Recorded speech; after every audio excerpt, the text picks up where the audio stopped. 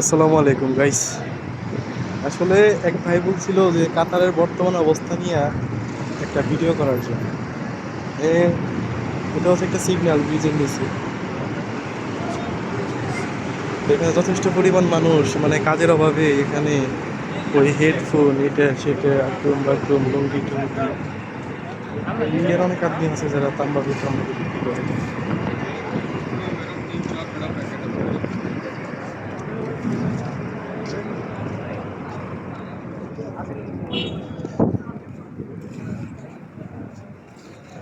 তাকে যদি এখন এই ব্যাপারে কিছু বলতে যাই তাহলে বলতে হবে অনেক কথা। মানে এখন এই অবস্থানে যদি কথা বলতে যাই তাহলে অনেক কথাই বলতে হয়। এখানে 99% মানুষই হচ্ছে কাজের সন্ধানে আসছে। বুঝাইতে পারব না আর কি কত মানুষের অভাব এখন কাতারে বর্তমান অবস্থা।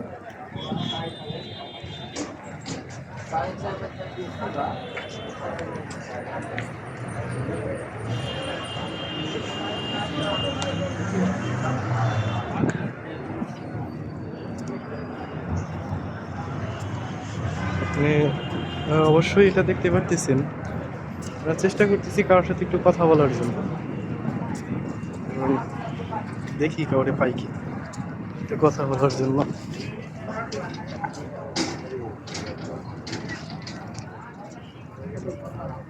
अस्सलाम वालेकुम भाई। किधर का है? I am from India. India का है। या कितना साल हो गया कतर में? हमें तो ये 1 ईयर्स कंप्लीट हो गए, 2 ईयर्स स्टार्ट। अभी हालात कैसे है कतर का? कतर का हालत अच्छा नहीं है। पहले था, बताते थे लोग कि पहले था। अभी 1 साल से तो हम तो ऐसे देख रहे हैं कि कतर का हालत अच्छा नहीं है। पहले अच्छा था, अब कतर का हाल 2 साल से बताते हैं यहाँ पे ऐसा ही है।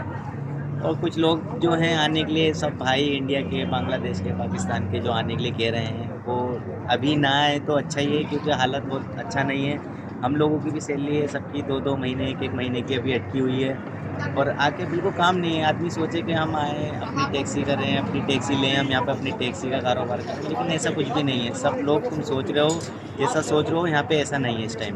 क्योंकि कतर के हालात बहुत बिगड़ चुके हैं जब से यहाँ पर बताते हैं फुटबॉल वर्ल्ड कप हुआ, उस टाइम से ही अभी तक हालत बेकार ही है भाई। इतना ही है। और बाकी सब कारोबार वारोबार सब पट पड़े ही है। आप सबको पता ही है, हमें क्या, सबको पता ही है, सब आदमी परेशान है। इतना कभी भीड़ नहीं होता है यहाँ पे। आज फ्राइडे है, छुट्टी है, थोड़ा भीड़ हो रहा है, नहीं तो यहाँ पे भीड़ ही नहीं होता है। और थोड़ा काम नहीं है लोगों के पास, बिजी रहते हैं हर टाइम। यहाँ पे आप अल्लातुल देख सकते हो कि यहाँ पर भीड़ रहेगा। वो यूँ क्योंकि काम नहीं है, आदमी लोग यहाँ पर अपना टाइम स्पेंड करना आते हैं। ওকে ভাই, thank you for your information. মানে আপনি এখন কাতারে থাকবেন, আসবেন, নতুন নতুন বিষয় নিয়ে আসবেন, এই অবস্থায় কি অবস্থা। মানুষ কাজের জন্য কোথায় না কোথায় দিয়ে পারতেছে।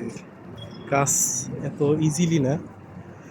দেশে থেকে আসার আগে অন্তত যারা এখানে আছে, স্থায়ী আছে, তাদের সাথে একটু যোগাযোগ করবেন, শুধু আমাদের জন্য না, এটা সবার জন্য।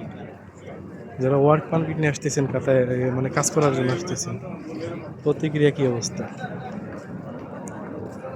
এখানে 10 জন আসছে শপিং করার জন্য, বাকি 1,000 1,500 মানুষের মধ্যে বেশিরভাগ মানুষই আসছে হচ্ছে কাজের সন্ধানে। তো কাতারে আসার আগে একটু ভাববেন আর কি। বর্তমানে ওয়ার্ল্ড কাপ যাওয়ার পর মানে অবস্থা অনেক খারাপ। এখানে এমনও হইতাছে যে আপনার একটু আগে একটা মহিলাদের দেখাইলাম, সে হচ্ছে এখানে ভিক্ষা বিক্রি করতেছে। ফ্যামিলি নিয়ে আসছে অবশ্য।